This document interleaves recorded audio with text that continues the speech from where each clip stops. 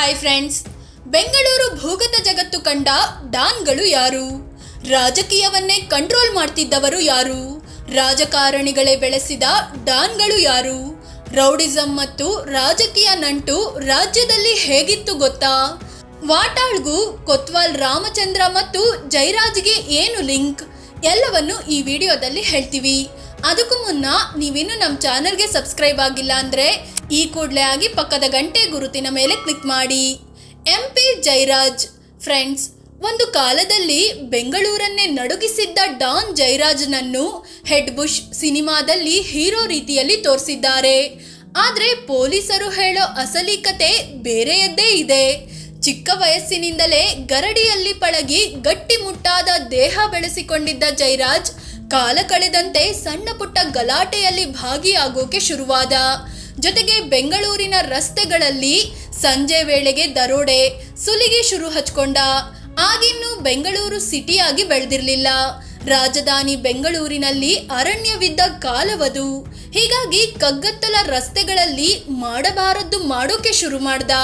ನಂತರದಲ್ಲಿ ಆಗ CM ಆಗಿದ್ದ ದೇವರಾಜ್ ಅರಸು ಅವರ ಅಳಿಯ ನಟರಾಜ್ ಜೊತೆಗೆ ಲಿಂಕ್ ಬೆಳೀತು.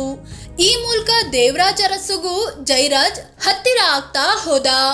ನಂತರದಲ್ಲಿ ಜೈರಾಜ್ ದೊಡ್ಡ ಡಾನ್ ಆಗಿ ಬೆಳೆದು ಬಿಟ್ಟ. ಎಷ್ಟರ ಮಟ್ಟಿಗೆ ಅಂದ್ರೆ CM ದೇವರಾಜ್ ಅರಸು ಅವರೇ ಡೈಲಿ ಬೆಳಗ್ಗೆ ಜೈರಾಜ್ ಮನೆ ಹತ್ರ ಬಂದು ಪಿಕಪ್ ಮಾಡಿಕೊಂಡು ವಾಕಿಂಗ್ಗೆ ಕರ್ಕೊಂಡು ಹೋಗ್ತಿದ್ರಂತೆ. ಅಲ್ಲದೆ ವಿಧಾನಸೌಧದ 3ನೇ ಮಹಡಿಯ CM ಕಚೇರಿ ಒಳಗೆ ಕುಳಿತು IAS ಅಧಿಕಾರಿಗಳ ಬಳಿ ಎಳನೀರು ತರಿಸಿಕೊಂಡು ಕುಡಿತಿದ್ದ. ಆ ಮಟ್ಟಿಗಿತ್ತು ಜೈರಾಜ್ ಕದರ್.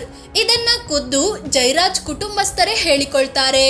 ಕೊತ್ವಾಲ್ ರಾಮಚಂದ್ರ. ಬೆಂಗಳೂರು ಭೂಗತ ಜಗತ್ತು ಕಂಡ ಮತ್ತೊಬ್ಬ ಡಾನ್ ಅಂದ್ರೆ ಅದು ಕೊತ್ವಾಲ್ ರಾಮಚಂದ್ರ.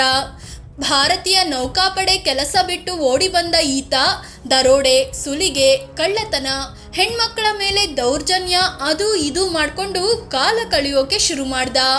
30ಕ್ಕೂ ಹೆಚ್ಚು ಕೇಸ್ಗಳು ಈತನ ಮೇಲೆ ದಾಖಲಾದವು. ಹೀಗಿದ್ದ ಈತನನ್ನು ಹಿಡಿದ ಪೊಲೀಸರು ಸರಿಯಾಗಿ ಬೆಂಡೆತ್ತಿ ಬ್ರೇಕ್ ಹಾಕಿದ್ರು. ಪೊಲೀಸರ ಲಾಠಿ, ಬೂಟೇಟಿನ ಕರಾಮತ್ತು ಹೇಗಿತ್ತು ಅಂದ್ರೆ ಬೆಂಗಳೂರು ಸಹವಾಸವೇ ಬೇಡ ಅಂತ ಕೊತ್ವಾಲ್ ಶಿವಮೊಗ್ಗಕ್ಕೆ ಓಡಿ ಹೋದ. ಶಿವಮೊಗ್ಗದ ಶಿಕಾರಿಪುರದಲ್ಲಿ ಒಂದು ಅಂಗಡಿ ಇಟ್ಕೊಂಡು ಜೀವನ ನಡೆಸೋಕೆ ಶುರು ಮಾಡ್ದ. ಆದರೆ ಇಂದಿರಾ ಗಾಂಧಿ 1978ರಲ್ಲಿ ಚಿಕ್ಕಮಗಳೂರು ಕ್ಷೇತ್ರದಲ್ಲಿ ಸ್ಪರ್ಧಿಸಿದ್ರು. ಚುನಾವಣೆಯಲ್ಲಿ ಹೆಲ್ಪ್ ಮಾಡ್ತಿದ್ದ ಡಾನ್ ಜೈರಾಜ್ ಜೈಲಿನಲ್ಲಿದ್ದ. ಹೀಗಾಗಿ ಶಿವಮೊಗ್ಗದಿಂದ ಕೊತ್ವಾಲ್ ರಾಮಚಂದ್ರನನ್ನು ವಾಪಸ್ ಬೆಂಗಳೂರಿಗೆ ಕರೆಸಿದ್ರು ಕೆಲ ರಾಜಕಾರಣಿಗಳು. ಹೀಗೆ ಕೊತ್ವಾಲ್ ರಾಮಚಂದ್ರಗೆ ಕಾಂಗ್ರೆಸ್ ನಾಯಕರ ಜೊತೆ ಲಿಂಕ್ ಬೆಳೀತು. ಎಷ್ಟರ ಮಟ್ಟಿಗೆ ಅಂದ್ರೆ CM ಆಗಿದ್ದ ಬಂಗಾರಪ್ಪರನ್ನು ನೇರವಾಗಿ ಹೋಗಿ ಕೊತ್ವಾಲ್ ಭೇಟಿ ಆಗ್ತಿದ್ದ. ಏನೇ ಕೆಲಸ ಇರಲಿ, ಕೊತ್ವಾಲ್ ಬಂದಿದ್ದಾನೆ ಅಂದ್ರೆ ಬಂದು ಮಾತಿಗೆ ನಿಲ್ತಿದ್ರಂತೆ ಬಂಗಾರಪ್ಪ. ಅಷ್ಟು ಆತ್ಮೀಯತೆ ಅವರಲ್ಲಿತ್ತು. ಅಂದಿನ ರಾಜಕೀಯದಲ್ಲಿ ವಿದ್ಯಾರ್ಥಿ ಸಂಘಟನೆಗಳು ಕೂಡ ಅಷ್ಟೇ ಪ್ರಮುಖ ಪಾತ್ರ ವಹಿಸ್ತಿದ್ವು. ಆಗ NSUIನಲ್ಲಿದ್ದ DK ಶಿವಕುಮಾರ್, LN ಮೂರ್ತಿಯಂತಹ ಕಾಂಗ್ರೆಸ್ ನಾಯಕರ ಜೊತೆ ಕಾಣಿಸಿಕೊಳ್ತಿದ್ರು. ಆ LN ಮೂರ್ತಿ ಕೊತ್ವಾಲ್ ಜೊತೆ ನಂಟು ಹೊಂದಿದ್ರು. ಹೀಗೆ DK ಶಿವಕುಮಾರ್ ಕೊತ್ವಾಲ್ಗೂ ನಂಟಿದೆ, ಅವರ ಶಿಷ್ಯ ಅಂತೆಲ್ಲ ಈಗಲೂ BJಪಿಗರು ಆರೋಪಿಸ್ತಾ ಇರ್ತಾರೆ. ಆಯಿಲ್ ಕುಮಾರ. ಬೆಂಗಳೂರು ಭೂಗತ ಜಗತ್ತಿನ ಶಕುನಿ ಅಂತಲೇ ಫೇಮಸ್ ಆದ ಮತ್ತೊಬ್ಬ ಕಿರಾತಕ ಅಂದ್ರೆ ಈ ಆಯಿಲ್ ಕುಮಾರ. ಈತ ಯಾವತ್ತೂ ಮಚ್ಚು ಹಿಡಿಯಲಿಲ್ಲ, ಬಂದೂಕಿನಿಂದ ಗುಂಡು ಹಾರಿಸಲಿಲ್ಲ, ಒಬ್ಬರ ಜೊತೆನೂ ಫೈಟ್ಗೂ ನಿಲ್ಲಲಿಲ್ಲ. ಆದ್ರೂ ಬೆಂಗಳೂರು ಡಾನ್ ಎನಿಸಿಕೊಂಡ ಜೈರಾಜ್ ಕೊತ್ವಾಲ್ ರಾಮಚಂದ್ರ ಸೇರಿದಂತೆ ಹಲವಾರು ರೌಡಿಗಳನ್ನು ತನ್ನ ಅಂಗೈಯಲ್ಲಿ ಕುಣಿಸಿದ. ಎಸ್, ಅಂದು ಬೆಂಗಳೂರು ಅಂಡರ್ವರ್ಲ್ಡ್ನ ಸಾಕಿದ್ದು ಆಯಿಲ್ ದಂಧೆ.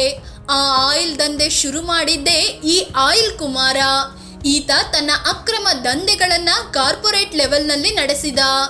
ಎಲ್ಲೂ ತಗಲಾಕೊಳ್ದೆ ಓರ್ವ ಬಿಸ್ನೆಸ್ ಮನ್ ರೀತಿಯಲ್ಲಿ ಬದುಕಿದ. ಆಯಿಲ್ ಜೊತೆಗೆ ತಾನು ನಡೆಸ್ತಿದ್ದ ಇತರೆ ಕರಾಳ ದಂಧೆಯನ್ನು ಶ್ರೀಲಂಕಾ, ಮಿಡಲ್ ಈಸ್ಟ್ ವರೆಗೂ ವಿಸ್ತರಿಸಿದ್ದ. ರಾಜಕಾರಣಿಗಳ ಕೈ ಕೂಡ ಈತನ ತಲೆ ಮೇಲಿತ್ತು.